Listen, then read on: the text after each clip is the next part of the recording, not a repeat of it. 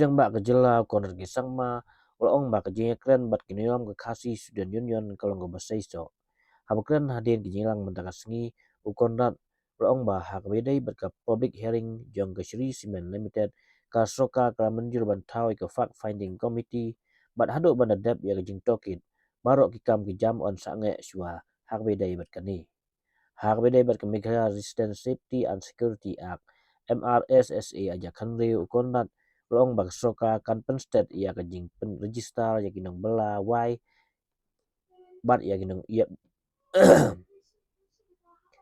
Harvey berkemikir Resistance Safety and Security Act MRSSA aja country ukondat orang bagasoka kan penstet ia kejing register ia kinong wan syong wai bat ya gibreu ba wan rung semaklaya ada ke bapadon kam ia teknologi ban pensisia gikot kisla bat ban bu ya gijing tip bekongsan haga centralized database halo ke Facilitation Center ha umling umchang ba ola pensyai baga jing Treikam dai ban penkela tang ka food good Henry kadai ru ka jing sibenta ban pe ya ka Rung kami jo Briew barwa ong baga soka kan pendep no Shwa mentau snem on pulang ru ya ka jing le jurip lang dagi officer ka district administration bat kinong mi khmat ka khasi student union halo ke megalia identification registration safety and security of migrant worker ajar apo ukonrat waong bagsoka kala menjur ya kejing penkela ban weng ya ki bomsya ya ki kendon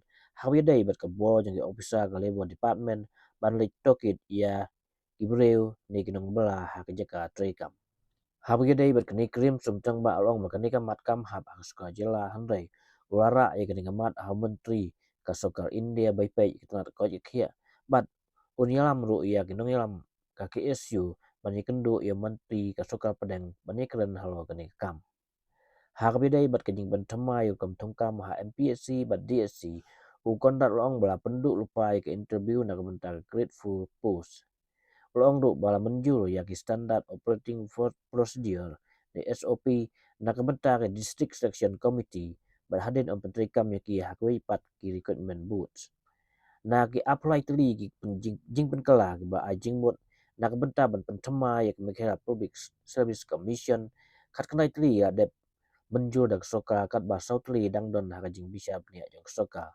laong menteri dang ba. The first agenda was regarding the public hearing of Shree Cement and their demand that it should be cancelled or scrapped. Shared with the members of the union that the government has to bring in private investment for the economic growth that we would like to see. And accordingly, when the proposal came from Shree Cement to set up, it was a positive step. Shree Cement is the second largest producer of cement in the country and a very reputed organization. After following the basic procedures of the basic applications, the process of public hearing as per law is required. And therefore all the procedures were conducted and the public hearing was done. But the members of the KSU had mentioned that they had concerns about the process in which it was conducted and that certain steps were taken to stop certain people from coming, and also certain concerns regarding environmental issues and other stakeholders not being involved. And hence, we came to the conclusion that we will be putting up a fact-finding committee headed by a senior official from the government, independent of the district administration, and few members will be part of that fact-finding committee.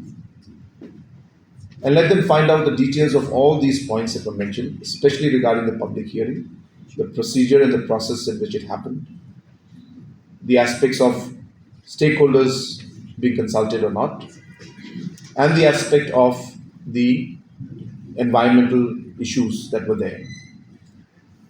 And until that time, till the fact finding committee completes its work, things will be on status quo and no further work will proceed and everything will be stopped. And the fact finding committee will be allowed to first do its fact finding and submit its report and its findings. And as until then, all works will stop and any kind of construction or any kind of work that is being done from the company's side will be asked to be stopped. Second was regarding the implementation of the MRSSA. Under the MRSSA 2016, there were two aspects that were being discussed. The first aspect is regarding the registration of the uh, people coming in from outside who are renting spaces in localities. The process of that registration union, that the numbers have gone up and more and more localities are now adopting it. Process is tedious because localities are asking for financial support, they're asking for infrastructural support, they're asking for computers, data entry operators, which in a small scale of 100, 200, 500 may be possible from our side. But we have close to, as I said, 6,500 plus, almost 7,000 localities come villages. And hence that would be a massive exercise even for the government to do and may not be possible to implement because once we start in one few areas, then we have to do it for all. And therefore, we need to work with the localities and the headmans and the Rangbashnongs, development committee members to be able to share the responsibility. So I had shared with the union members that that is a challenge because of which we could not expand at the rate that we would want to. But because of the advancement in technology, we are now being able to create an app which will use any basic mobile, which will allow scanning of the face as well as the data, documents, and entry of 3, 4, 5 basic fields and upload that particular information through the phone itself into a centralized database. And once that is done, as I said, it is part of a centralized database, and then we can retrieve the information simply by again scanning the face or any other documents or any information. So that aspect has also been shared, and I told them that we are hopeful that this will be rolling out soon. But as I said, it will still take time for us to scale it up at the national, at the state level.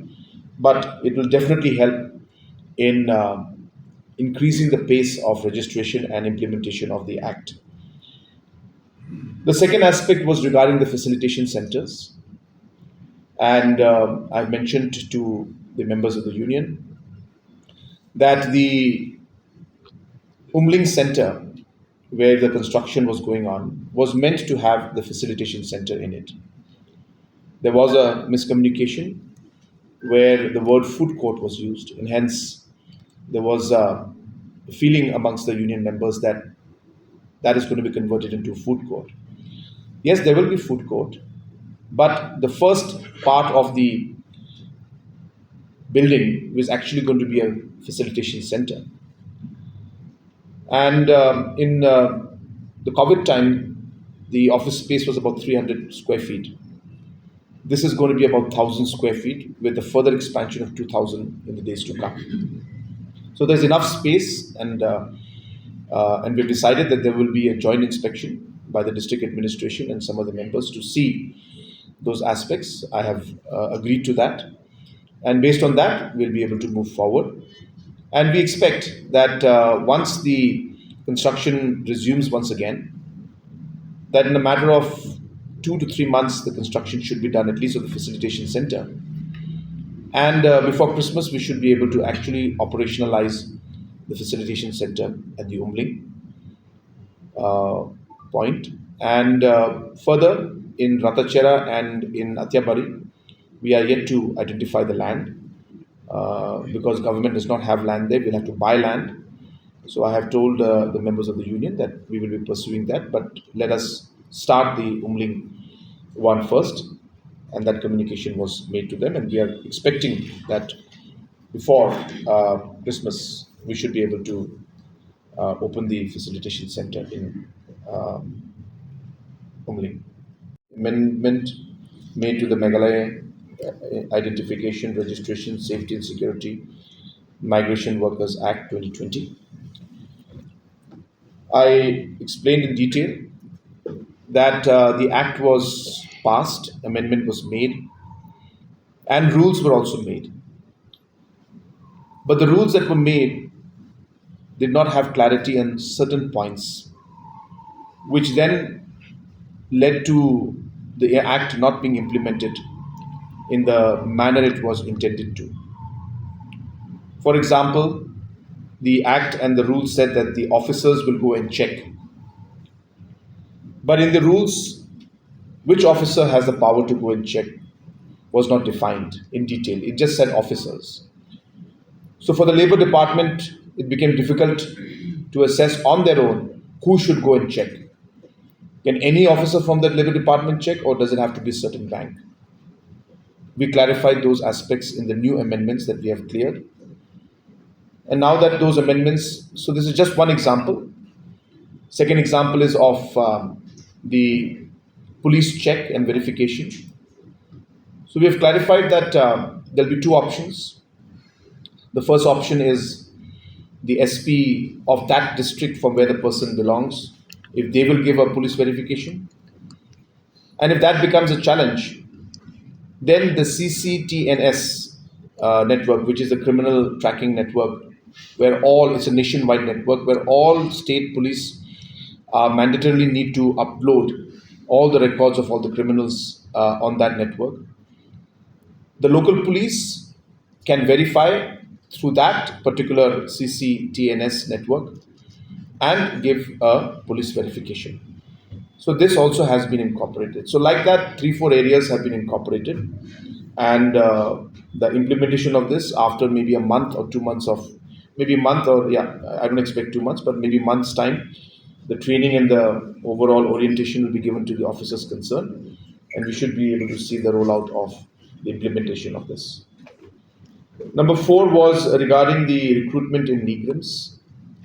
It's a process that is conducted, of course, by Negrams. It's an independent institution, and it does not come under the government of Meghalaya.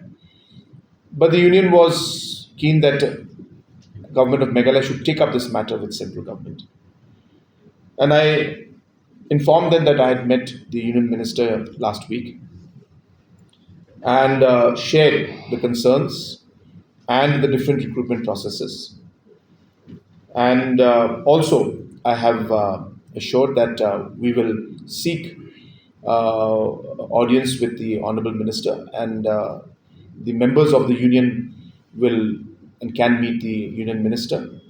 And I will personally speak to the minister so that they can raise the concerns directly also and maybe find some solution. And wherever the state government is required, whether it's for the testing centers, the computer labs, the online exams, or any kind of logistic support that is required for this kind of examinations, the state government will be more than happy to support Negrams and help. So all these matters were discussed and clarified. And as I said, we have also decided that we will facilitate the process of a meeting with the Union Health Minister. The fifth was regarding the transparency and recruitment process. So I informed them that we had already taken decision. For grade D is already being implemented. For grade C, we have taken a decision that from 1st of January 2027, all interview notifications that come out from that day onwards for grade C, non-technical posts, the interview will be abolished, and this decision has been taken already. I also informed them that the standard operating procedures for the DSC has also been cleared, and further, this will be adopted by the different recruitment boards. Also, at the same time, there were some reforms in the Mpsc that were mentioned. I shared with them that the committee that was part of the reforms committee for MPSC, had suggested to us 23 reforms, and out of the 23 reforms, 19 have already been implemented and 4 are under consideration. So, a large number, majority of the reforms have been implemented. And there were certain concerns raised that the advertisements that are made by the MPSC uh, is open to the entire country, whereas in other states, like even in Assam, certain interviews that we have seen or exams, it mentions that residents of Assam only can apply. So, of course, there are certain legal hurdles there, which we shared with the members. And I informed them that next week uh, the Deputy Chief Minister, President Pynsangeh, will be discussing this matter in more details so that we can find a legally strong ground on which we can implement this. I shared with the members that, in fact, this is some issue that we are completely in line and agreeable. We know that this is something we want to do. We just figuring out how it should be done so that it can stand the scrutiny of the judiciary.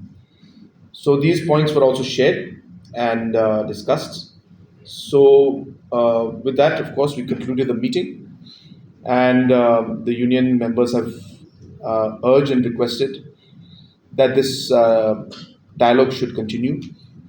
There were 20 points that they had mentioned in the beginning, out of which they've picked 5 only. The other 15 also they would like to talk. I told them that yes, for us also as a government, we are very open. We're always looking for suggestions and ways to improve the overall service that we give to the people. And obviously, every stakeholder's concerns, every stakeholder's opinions are important to us. And wherever possible, the government will look at all these discussions and the points that are mentioned and will try to implement wherever it's possible in a positive manner and wherever it is making sense and helping the people and the state at large.